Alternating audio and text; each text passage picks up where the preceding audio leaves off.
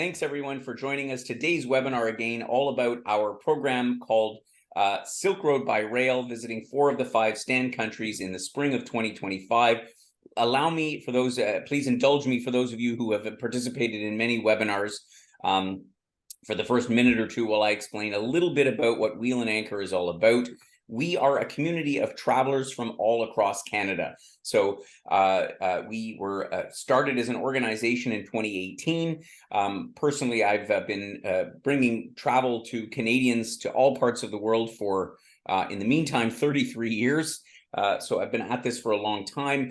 And the one thing that I noticed in all those years of bringing Canadians to all points around the world is that when you get a group of people who kind of have a like-minded attitude towards, I'm going to say travel, but to life in general, that curiosity, that desire to sort of, connect with other people and to learn in the same way. I mean, there is a certain flavor, a certain vibe that we have as Canadians when we travel together that is pretty special. And when we bring members, folks like that together in a community like this, we have a good time. We meet other people. We meet amazing people in the places that we visit. We make sure that we have time for the social aspect of our trip. And even though obviously the purpose of travel is to learn about other countries and destinations and cultures and food and wine and all the great things that come with travel, what a lot of our members report is that the connections they made with other people, having traveled together, having had that shared experience, is really what distinguishes us from other companies that offer travel programs. So our mission is for everyone to become well-traveled, well-connected, as I say, connected to the places that we visit. We try to slow down our itineraries wherever we can. In the case of a train journey, we're a little bit limited by the schedule of the train, but at the same time, we provide an environment where you really can become connected to the people that you travel with. So that's a little bit about Wheel and Anchor for those of you who are new to us. Just a quick introduction. My name is Gordon Drager. I'm the founder of Wheel and Anchor. As I said before, I've been organizing trips for Canadians for over 30 years. And so I have traveled extensively around the world, and I'm always on the lookout for an experience, for something special, for something different, for, as many of our members will know, I have a philosophy that if the tour buses are going that way, I'm going that way. Not always possible in this day and age, but nevertheless, it's something we strive for. As an example, I'm currently on the road in Croatia, not with our members who are on the road in another part of Croatia, but because I'm always looking to sort of improve our programs, find ways that we can create the best possible experiences for our members. So that's kind of what we're all about. Of course, I have a great team to support me. In particular, today, we've got one of our trip specialists, Barb. Good afternoon, Barb. And Barb and Paula are there to get all of your questions answered about all of our trips and help you to join us on the tour programs that we do offer. So today I'm going to take you on a little train journey, if you will, at least a one in photographs around Asia, to give you a sense of what to expect on this very unique and very interesting trip that covers many of the stops along the ancient Silk Road between Asia and Europe, where we're going to be heading next year. So first of all, let's take a big high-level geography lesson at the map, where we're talking about Central Asia. So we're talking about, what we sort of affectionately refer to as the stand countries. And so what makes this program particularly exciting for a lot of people is that we're going to visit 4 out of the 5 stand countries, depending on what you consider a stand country, because there's Afghanistan and there's Turkmenistan, there's other stand countries, but we're going to be visiting these 4. They are Kazakhstan, with the capital of Almaty up in the north, Kyrgyzstan, Tajikistan, and Uzbekistan, the latter of which being the one where really some of the most amazing cultural highlights will be found on this journey, and it's where we'll actually spend most of the time on the train. But we want to make sure we cover some of these other places because they're really important. We'll start in the Uzbek capital of Tashkent, where we'll have a couple of nights before we embark on our train, and then travel overland to the very western part of Uzbekistan to Khiva. We'll then go down to Bukhara, We'll make a sort of a 24-hour side trip into Dushanbe, which is the capital of Tajikistan, and I'll tell you more about these in a minute. We'll then backtrack up to Samarkand, a very famous Silk Road town, before passing through Tashkent on a long day when we're going to be on the train for a solid day, heading up to Bishkek, which is the capital of Kyrgyzstan, then over to Lake Issyk, which is down here, a spectacular alpine lake, and then ending up the journey in Almaty for a final night. We then have also created an extension program, which adds a couple of more nights to get to know this fascinating city, the commercial center, if you will, of Kazakhstan, and then heading up to the capital called Astana in the north part of Kazakhstan. So that is the overview of our program. And again, you can see in the inset map where we're talking about these countries are all in what's called Central Asia. So here on the right-hand side, you'll find China, of course. To the south, you'll find countries like Iran and Turkey and Iraq. We're away from all of those areas. I know some of those names people will immediately think. This part of Central Asia has been very quiet, thankfully, politically, in quite a long time, actually, since the collapse of the Soviet Union. All of these countries at one time, as you know, formed part of the Soviet Union.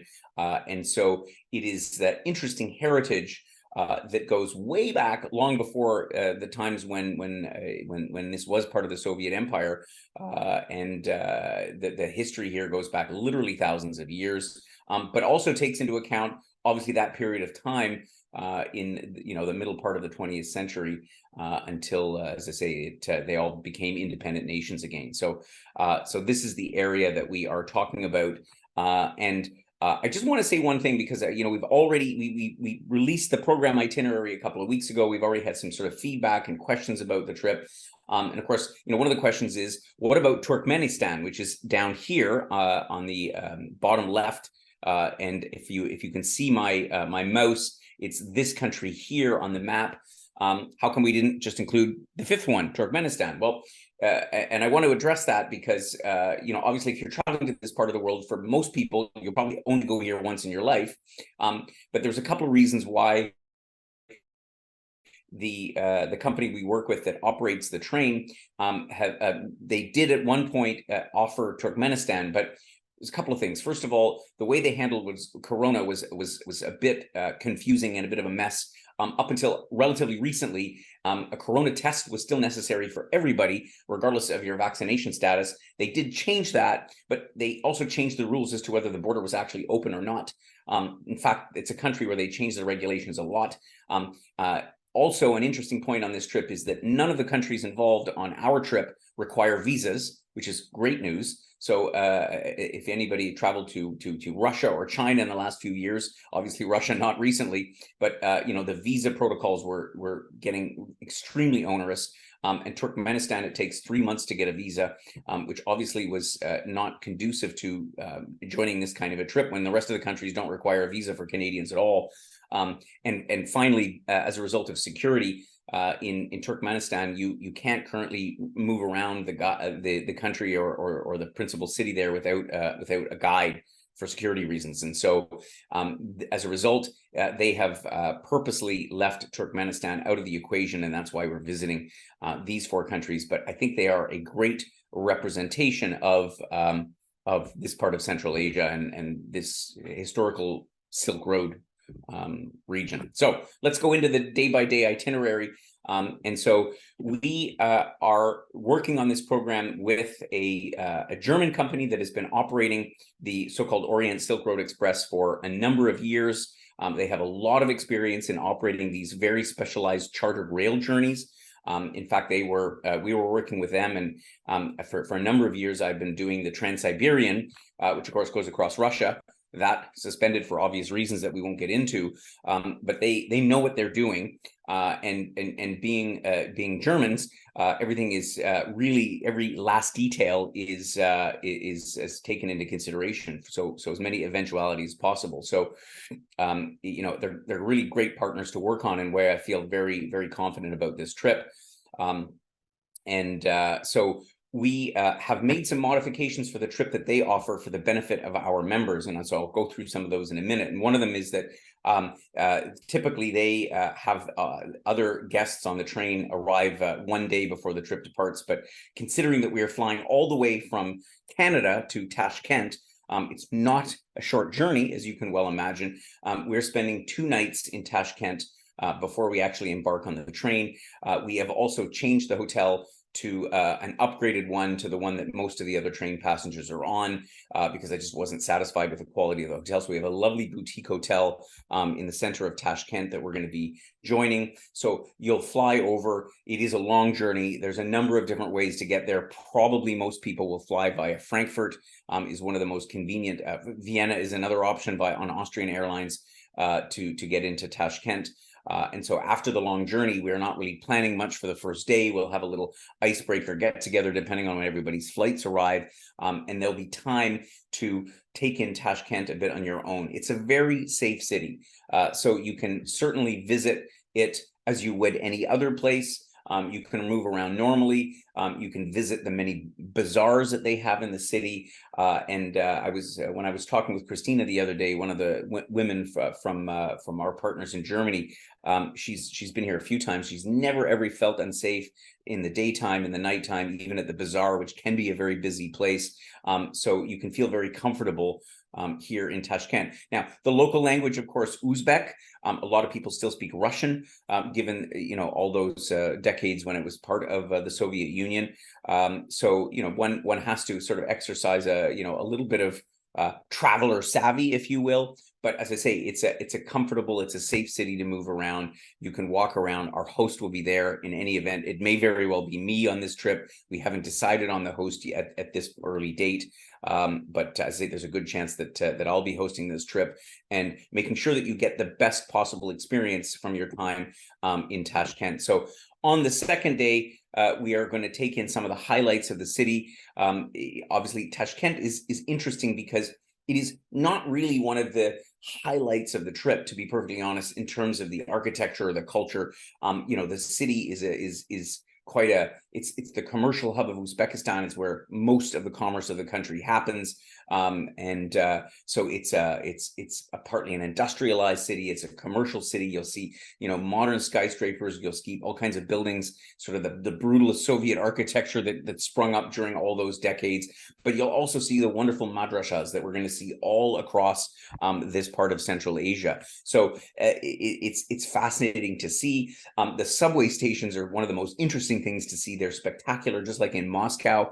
So we're going to spend a few hours touring around with our guide in Tashkent, getting to know the city, getting to know a little bit about the history of Uzbekistan. And it's going to be a good preparation for all these other stops that we're going to make on the train over the next couple of days. And then we'll meet our other fellow train passengers that could come from various parts of Europe, or the US or the UK, and we'll get together and we'll get a bit of an orientation on what to expect on the train. The next day in the morning, I'm already speaking German. Next day in the morning, we're actually going to do a little coach tour before we embark on the train in the morning out to the Chimgan Mountains outside to the northwest of Tashkent, and explore this really amazing countryside. And we've all seen mountains before, but here, and we're going to see different mountain ranges as we pass through the different countries on the trip. Very special, very striking, and we'll take a cable car ride. I'll mention this because it also came up as a question. There are no high altitudes anywhere on this trip, so we're not exceeding 3,000 meters above sea level, roughly 10,000 feet. That is the elevation beyond which people can start to suffer some challenges with breathing and so on due to reduced oxygen levels, but we're not going that high. A lot of the mountains in Kyrgyzstan in particular go way up to 5,000-6,000 meters above sea level, but we're not going anywhere near that. But we'll still get to enjoy the beautiful scenery. In the afternoon of our second day of the trip, we're going to head back into Tashkent, and we'll embark on the train, and we'll begin our journey to the west into the beautiful parts of Uzbekistan. So here you get a great picture of the overall train as it's passing through one of the many steps along the journey. And as I mentioned, it's called the Silk Road Express. And I'm going to take a couple of minutes here to explain a bit about the train, because obviously this is the part that everybody wants to know about. What's it all about? How does it work? The Orient Silk Road Express is a chartered train. So this train is exclusively for us and other passengers, of course, who are on this adventure around these 4 countries. It is not a luxury train. It's very comfortable. It's certainly the most comfortable way to travel around all these distances of Central Asia. But it's not. Although it says it has the words Orient Express in it, it's no Orient Express. It's not, 5-star, you have to wear a tuxedo every night to dinner kind of service. The service on board is wonderful. The food is very good. The cabins are quite comfortable, and I'll get into that in a second. But it's a very comfortable train, but it's not a luxury journey. The train will be configured depending on the overall number of passengers that they have. So there'll either be 1 or 2 dining cars on board. And so the dining will happen at fixed times, breakfast, lunch, and dinner. So all the meals are included while on board the train. And there is a set time each day for each of the meals, breakfast, lunch, and dinner. Breakfast on board is a combination between sort of a cold buffet and a few warm items that they serve. And then for lunch and dinner, it's a 3-course set menu. They try to mix up the dishes. So you've got European sort of continental food, as well as some local dishes. So you get a flavor of, the kind of food that they eat here in Central Asia. Your coffee, tea, water are included all the time on board the train. In fact, you can also get it in your in the carriage where your compartment is. Other beverages are in addition, and you will get a little card that you can charge them to at the end. And the prices are very reasonable for other beverages. I'm told it's like 4 or 5 euros for a beer or a glass of wine, so similar or less expensive than what we pay at home in Canada. And so similarly, on this train, there's basically, you're going to be in one of 2 places, or one of 3 places. You're going to be either in your compartment, or you're going to be in the shower or the toilet, which is at either end of the carriage, or you're going to be in the dining car for the meals and for any onboard lectures, or you're going to be off the train. And of course, the train is, other than one day, which I'll go into in a minute, is stopping regularly. We're on excursions. We're out and about all the time. So it's not like, and this is a big difference to the Trans-Siberian, for example, where you do have multiple days where you're on the train for hours and hours and hours. The train is typically stopping at least 3 times a day, irrespective of any places where we actually stop, the cities and towns that we visit along the way. So there's a chance to get off the train for 15 or 20 minutes when they change the locomotive, in order to sort of stretch your legs and just sort of get a breath of fresh air and so on and so forth. So let's talk a little bit about, here's actually a great shot of the dining room, very typical sort of design, for our eyes. It's maybe a little bit loud. I don't think I would design my dining room this way, but listen, we're in Uzbekistan, we're in Kazakhstan, we're in Kyrgyzstan. So, as I say, the service on board, wonderful. And yeah, I gave you a sense of, the meal service and so on that's provided. We are offering 2 categories of cabins on this train. So we're offering, first of all, the so-called Aladdin, which is the standard compartment that has 2 lower bunks, like you see here, and you can see the hallway. So it's all, the design is very interesting, to say the least. And then we have the Caliph cabin. The Caliph cabin is the highest standard of cabin. So this has, as you can see, the configuration here has its own private bathroom with a shower in it, whereas the Aladdin category that I showed you just a second here has showers and toilets at either end of the carriage. There's 8 compartments in a carriage in the Aladdin category. As I was saying, there are other categories available on the train, but we're not offering them because, for the comfort of our members, I think everybody wants to take a shower and doesn't want to share a compartment with 3 other people. So let's move right on to to our itinerary. So when we wake up in the morning after the first day, we are going to arrive in Khiva. in the western part of Uzbekistan. And Khiva is basically an oasis. It's in the middle of nowhere, in the middle of the desert. We're gonna pass through as the sun rises over the steppe. You're gonna see sort of vast territory with nothing, and then you'll all of a sudden come here to Khiva, which is a UNESCO World Heritage Site with an incredible old inner city that is not very big, but here you're going to get your first impression of some of these gargantuan madrasas here that form, these towns along the way on the Silk Road. And Khiva, of course, was one of the major stops along the Silk Road. And we'll spend a couple of hours here exploring the city. We'll obviously have time, as with most of the stops, for free time to explore some of the markets. I mean, these towns and cities are very remote, but at the same time, they are also attracting tourists from various parts of the world. But it's not the same volume of tourism just from the sheer remoteness of the place. From Khiva, we'll then again overnight on the train and come into Bukhara in Uzbekistan. And so just to give you a sense of the train schedule as well. So the overall trip, 2 weeks in duration, and 12 nights while on the train, but we will be staying every night or two in a hotel in a town, like for example in Bukhara. And so even though the accommodations on the train, we've got sort of everything we need. We have all our meals on the train. We have a shower on the train. The way the schedule is done is such that we are stopping to be able to really relax, stretch our arms and legs, and enjoy a nice hot shower in a proper shower bathtub while underway. So okay, let me just check. Barb, can you just give me a heads up that you can still hear me okay? I just want to make sure that I'm not talking to an empty audience. Yeah, you're good now. Great. Yeah, sorry about that. So in Bukhara, again, this is a much larger city than Khiva. There's once again an amazing old city to wander around. Particularly here, the bazaar is a big spot that visitors love to go to, love to see all of the different wares. A lot of the stuff that you can get here, is quite unique. It's different than a lot of souvenir markets in a lot of parts of the world where sort of everything is made in China. The products here are for the most part quite authentic.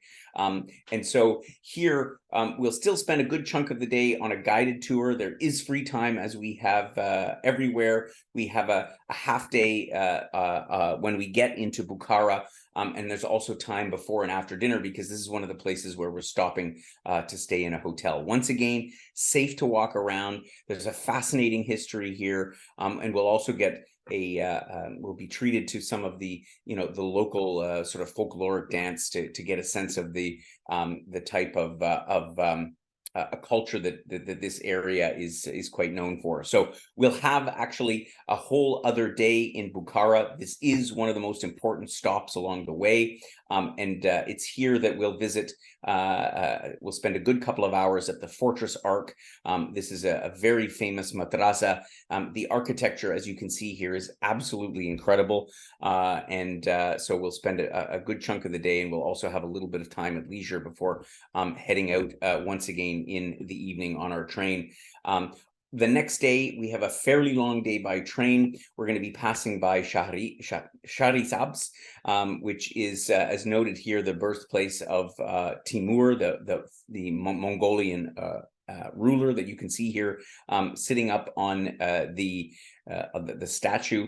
The landscape here is mostly steppe. So you're going to see and it's going to vary from, we'll pass out of the mountains when we head from Tashkent into towards Khiva and in Uzbekistan, passing through the desert, and then you'll get into sort of gradually rolling hills, and then you'll be back into steppe, which is again quite a barren landscape. The hills, there are some rolling hills here as we continue our journey along. This will be a fairly long train day, so a lot of time to hear lectures from our onboard lecturers who are going to explain all about the Silk Road and the significance of these various stops that we're going to visit along the way. We then head, as I say, we make a side trip by train, is going to head down to Dushanbe. We'll cross the border into Tajikistan.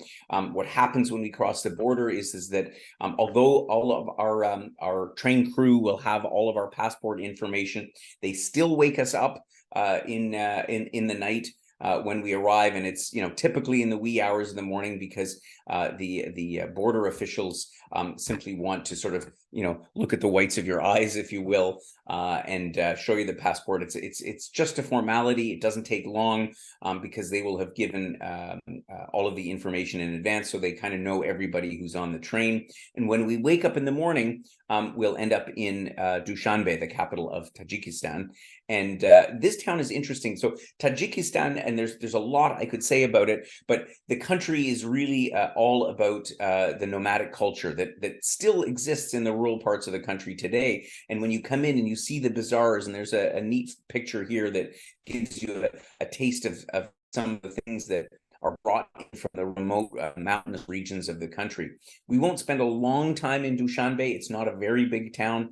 There's a big green park in the middle of the city, which is the center point of everything that goes on. And it's the landscape, the mountains and the background that really set the stage for this wonderful visit. And that's about all that we'll see from Tajikistan. The country is mostly very mountainous. It's quite inaccessible, a lot of it, and it's really mostly for adventurers. But we can at least say that we've sort of crossed the border into Tajikistan, and then we'll make our way back to Samarkand in Uzbekistan the following day.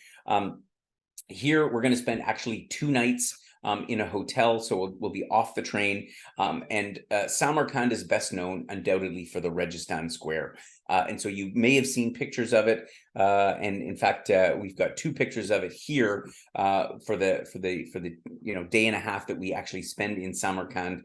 Registan Square is where you see is bounded by these massive madrasas that you see here. Again, incredible architectural sites, obviously all UNESCO designated. So we'll have a half-day program where we'll get really an interesting insight by our local guides into the history of these incredible structures and the mosques here as well. And then we'll also have some time to wander around on our own. On the second day, we've included a tour to a silk carpet factory, as well as to visit a local artisan family, where we'll see how, still to this day, they are very much part of the local economy is producing handicrafts that to some extent are exported to other parts of the world. So this is the one day because we know we always say to our members, and I'm a big believer in free days, that we do have a more or less a full day of programming here by visiting the silk carpet factory and this artisan family and so on. But if you were interested in sort of venturing off and doing something else in Samarkand, because we have hotel nights on either end and a full day in the city, this would be the time to do that. And so I always suggest to members, have a look, see what might interest you in Samarkand, and this would be the day to do that. The next day on the trip is a fairly long day. We're going to spend actually the whole day on the train. And when I say the whole day on the train, the train will always stop at least 3 times during the day for a good 20 minutes or so in order to change the locomotives, for them to do their usual train maintenance and so on routine. And we're going to be traveling on the southern border of Uzbekistan, making our way towards Kyrgyzstan. And as we go along during the day, you're going to start to see the mountains go up and up and up until we actually cross the border the following day into Kyrgyzstan itself, where we will visit, first of all, the capital city of Bishkek. And similar to Dushanbe, Bishkek is quite beautiful because it is surrounded by mountains. And so the picture here is a great a great sort of indication of the vibe that you get with these snow-capped mountains in the back. It's going to be early spring, so there'll undoubtedly still be some snow in the mountains. And the city, once again, is very green. It's not a big capital city, and so we're not going to spend a lot of time here. In fact, our focus is going to be just outside the city. There's a wonderful national park, and we will learn a little bit about Kyrgyzstan history, culture, and the way of life in this pretty remote republic. And in fact, it was interesting talking about Kyrgyzstan. I was listening to a report by the Monocle earlier today about how there's been an influx of migrants from Russia, particularly young people who've sort of avoided the military draft that's going on there. And so even today, the whole dynamic of this part of the world is shifting, given the political situation that's thousands of kilometers away. So Bishkek, I think, will be an interesting stop. We'll have a second day in Kyrgyzstan, where our train will head down to the edge of the so-called Issyk Lake. And landscape-wise, this is probably going to be the highlight of the trip, because you have this incredibly huge glacier-fed lake. It's actually brackish water that is surrounded by these very, very high mountains. The scenery is breathtaking. This photo doesn't really even do it justice. If you're curious, I've Googled a whole bunch of different photographs from Issyk, and Issyk is very cool. If I can, anyway. All right, I'll spare you any more of those analogies. So we'll stay here for a few hours, all depending on the weather. You never know at this time of the year, but we obviously hope that the weather is going to be great. There'll be an opportunity to take a dip in the lake for those that wish. I know, I'm one of those sort of polar swimmer types that has to try and swim in every body of water that I come across.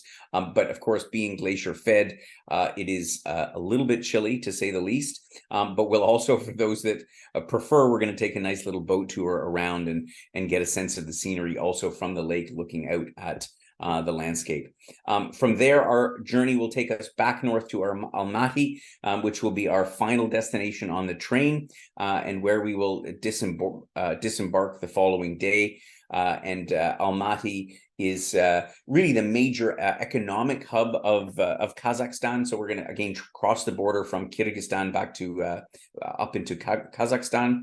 And so we'll check into a hotel for our last night of the train journey. And we'll have a lovely city tour, and at least for those that are going to join us only for the train portion of the tour, we'll get a good taste of what Almaty and what life in Kazakhstan is all about, culminating everything with a dinner in a very unique yurt restaurant outside the city. And once again, Almaty is not exactly I wouldn't call it a cultural or an architectural highlight of the trip, but it is interesting to see this city that is at the heart of this massive country of Kazakhstan that is mostly unoccupied, and that, of course, that derives a lot of its economic success from the oil business, and it culminates all here in the city of Almaty, which also played an important role on the Silk Road. And so that will be the last day of our program, or the official train program.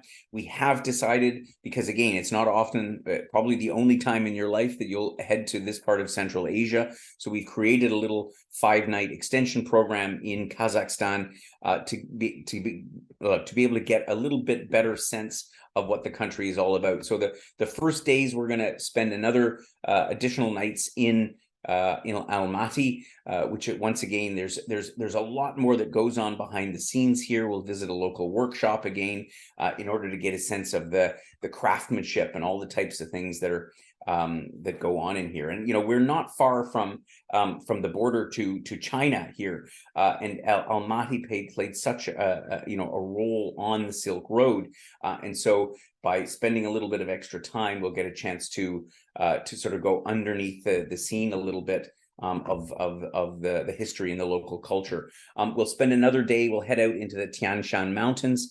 Once again, the landscapes here are really incredible. I mean, Kazakhstan is mostly steppe, but there's a wonderful range of mountains just outside the city, and we'll go out and experience a little bit about what the vast Kazakh nature is all about. The next day of our extension program, we're going to head out up to Astana. And Astana is an interesting city. This is one of those created capitals, kind of like Dubai in the Middle East. And Astana has been the capital since the 1960s. It was declared as the capital. There was practically nothing there beforehand, so it was a city that was built out of nothing. And today, as a result of the let's say the government leadership, which is pretty much a dictatorship, and on the backs of all of the oil revenues that the country has derived over the last several decades, they've built an incredibly modern and fascinating city. And so some of the things that we're going to see include this incredible structure. This is sort of the landmark of Astana, this structure, which actually the 17 prongs of this statue represent the different religions of the world, which is interesting because, again, if you think to yourself, well, what we know that they speak Kazakh in Kazakhstan, obviously. Most people speak Russian as well because of the Soviet occupation all those years ago. But what religion do they practice there? What business do they do there as well besides oil? I mean, you can see all of the skyscrapers, all of the modern buildings. Astana has some of the most incredible striking architecture that you'll certainly find anywhere, not just in Asia, but anywhere in the entire world. This structure here is one of the largest tents in the world, or tent-like structures, which has a massive shopping mall in it. And again, this is where it's a little bit reminiscent of a city like Dubai. They have an indoor lake or mini sea that is heated up to 35 Celsius. So that's basically like bath water all year round. So many sites will also enjoy some of the cuisine that Kazakhstan is known for, and we'll visit a number of the museums that this city has. They're famous for their museums that go into all kinds of. They have a future energy museum that delves into all of these technologies sort of the future. And it's some of these things at home I think about from Toronto. The Ontario Science Centre is very much oriented at kids, but this is actually very informative and very interesting. It was designed really for adults, and one of many fascinating things to visit. So we'll have 3 whole nights to enjoy Astana, to enjoy some of the Kazakh food, and to get a sense of a much better sense of this very vast and interesting country. And then we'll head out from Astana and then fly back via our gateway back home to Canada. So all in all, it's 18 days of program. So as I say, 13 days is our core rail trip, with an extra 5-day extension on to Almaty and Kazakhstan, and Astana, the capital of Kazakhstan. So all of the details here in the program itinerary. If you didn't already download a copy, you can find we'll send you a copy together with a replay of this webinar today. We, as I mentioned, have 2 categories that we're offering on this train: the Aladdin category, which has 2 twin beds, and the Caliph, which is the higher end category. It only comes in a lower and an upper bed, but it does come with a private washroom for those that wish, at obviously a bit of a premium. Everything, of course, in Canadian dollars. And as I mentioned along the way, this includes all of the accommodation. Half the time, it's 7 nights actually staying on board the train, 7 nights in good hotels, or I want to say practically the best hotels that are available in some of these cities. Maybe not the best, but better than average, keeping in mind the part of the world that we're in. We have guided sightseeing through all of the cities mentioned. I see it says on the webinar 26 guests. We are actually limiting this trip to 18 guests, so that's a typo from my marketing department. So we're limiting this to 18 guests on this trip. And we have all of our meals on board. So breakfast, lunch, and dinner, as I mentioned at the outset, and of course, all of the other amenities and excursions, so on, that we described in the itinerary. The extension program shown here, 5 nights. This includes our local flight between Almaty and Astana, as well as the lunches and dinners as mentioned. And again, all the details you'll find in the program itinerary that we provided before. So the only thing we have to look after in addition is, of course, your airfare and trip cancellation insurance, should you need it. Well, let's put it this way, we highly recommend it, particularly with all of these unforeseen events going on in the world today. As far as getting there is concerned, as I mentioned, you can fly typically via Frankfurt or Vienna, or your principal gateways to both Tashkent and Almaty, or Astana for that matter. And your round trip airfares are sort of in this range here, shown on the screen. We do have an early booking bonus available again, thanks to our partners with the rail company that give us a bit of a break for those that sign up and get their deposits in early. You can save a few $100 off the cost of this trip. And Barb, I think it's almost time, and I see a bunch of questions have popped in. So let's hope. Yes, there's some questions. So this you sort of covered, but just in case anybody else missed it, can you just go over which cabins have the showers, facility? Correct. So we have the Aladdin category, which has twin beds, and where there is a shower at either end of the carriage. So the shower for the 8 compartments that are on the carriage. So it's a maximum of 16 people. Probably there'll be some singles in that as well. And the Caliph category is what they call it. There are only 4 compartments per carriage, and those ones have a private washroom and shower with each compartment. Okay, perfect. And while we're on that, we have a member asking if you can give a little bit more of a description of how it is traveling on the train. Like, is it noisy or clinky for sleeping? Yeah, it's a good question. So the train is, we are traveling through Central Asia on rail beds that are in some cases decades and decades old. It is so there is movement on the train. It's not as smooth as taking a train across France or Germany in Central Europe, but it is not rougher than it is, for example, taking the train from Vancouver to Toronto if you're to take via rail. So there is some light bounce, if you will, along. And when I say bounce, it's not like enough to launch you out of the bed. But we had I organized this same train some years back for Canadians before we started Wheel and Anchor, and we actually only got positive feedback on the train. People did say yes, there is movement. It is a train after all, but for anybody that perhaps doesn't sleep as well at night, personally, I love train travel. I don't sleep super well on trains. I personally find a melatonin is what helps me have a good night's sleep. Okay, and are the beds comfortable? Yeah, they're pretty comfortable. I mean, again, it's not like sleeping on your plush, foam whatever mattress at home, but they are definitely comfy enough, keeping in mind that you are 1 or 2 nights on the train at most. You switch to a hotel, you get a good solid night's sleep, you're back on the train. And that's why it's been designed this way, so that, again, it's not as comfortable as a hotel bed. This isn't super luxury, but it is comfortable. And this trip has been offered with great feedback for several years.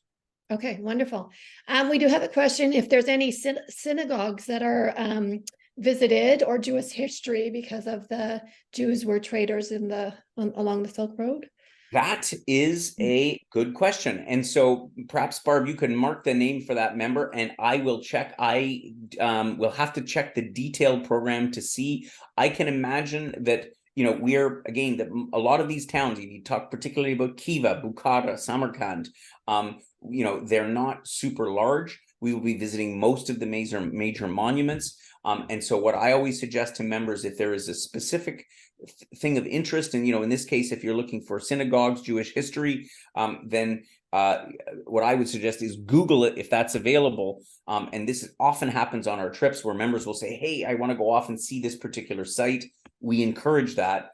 But we will, in the meantime, check, and I'll ask the question of our partners in Germany about whether we have any specifically scheduled on the trip. Good question. Okay, perfect. Excellent. Somebody's asking, sorry about my voice. Somebody's asking if they can add Baku on the itinerary. We won't be going there, but you can go to Baku in Azerbaijan. So you could go there on their way too, which is probably the more convenient way, is to fly to Baku. I've visited Baku. Baku is similar to Astana, the capital of Kazakhstan, in that it's a very modern city with very modern structures. all paid for by the people, but purchased by the dictator that runs the country. So they're all quite a monument to him. I got quite a chuckle from Baku. It does have an interesting old town, so one could stop there as a pre-tour on the way. We are not going to include it, but it's definitely a possibility. Okay, perfect. This is a good question. When you have nights where you're leaving the train, does your luggage stay on the train? Yes. Yep. Yeah. So you can leave your cabin. There's conductors on every carriage. So the cabin, the train is guarded and secured all the time. So you can absolutely leave your luggage on the train. You don't have to take it off to the hotel. You just have to take it sort of an overnight bag, if you will. And I'm assuming they go back to the exact same cabin, correct? Yes, absolutely. Yeah. It's your cabin for the entire time, regardless if you're on the train or not. So the train is always waiting for us. It's our train for the whole time. Perfect. Okay. Is there porterage available for getting? Yes, they'll assist with our luggage on and off the train. Absolutely. That'll be taken care of. I mean, not into the hotels, but you really just need to take a light bag for overnight. But yeah, there's definitely porterage assistance on and off the train. Okay. I think those are the main questions that I did see a come. question about Oh, there's more. political situation in Azerbaijan. Yeah, so we are nowhere near Azerbaijan on this itinerary. Azerbaijan is, of course, on the western side of the Caspian Sea. We are 1,000 kilometers at the closest. We're 1,000 kilometers away. So it is, yeah, it's not an issue for us. And weather was a topic that is mentioned. The springtime is a terrific time to visit. Temperatures will be cool, maybe even cold at night. So they could dip to the single digits, but during the day, typically in the teens, is what you'll find the temperature is. What's particularly nice about the spring is all the snow-capped mountains. You know, again, from what the feedback we've heard from past trips is that it's a lovely time to visit, but it is spring, so temperatures are on the cool side. Okay, excellent. Yeah, so there'll be an additional information like all our trips. So if anybody's interested, if they can reach out to us, let us know so we can send that additional information document out. And as you mentioned, it's we're quite limited with how many. So obviously, yes, we will be limiting the size of this trip. We do have a lot of people that have indicated interest in it. If you do have any other questions at all, please do drop us an email. We want to make sure that you are fully informed about every aspect of the trip. I have here, and I'm going to share it with Paula and Barb, the detailed onboard guide to the train that is going to address a whole bunch of other questions. Internet, for example, there's no internet access on the train, but you can, there is mobile data in the cities along the way. So there's a lot of other detailed questions. If there's something specific that you'd like to know that's going to make you feel comfortable to join us, please let us know. We want to make sure that it's well, that they're all addressed. Okay, perfect. Great. All right. Well, thanks for indulging me, and particularly for my little power outage earlier. I appreciate that. We hope you'll join us on the trip. And as I say, drop Paula or Barb a note.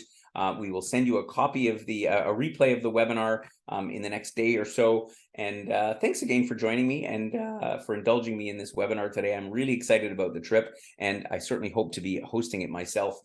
We'll see about that when we get closer to the date. So take care, everybody, and have yourselves a great rest of the day. Bye for now.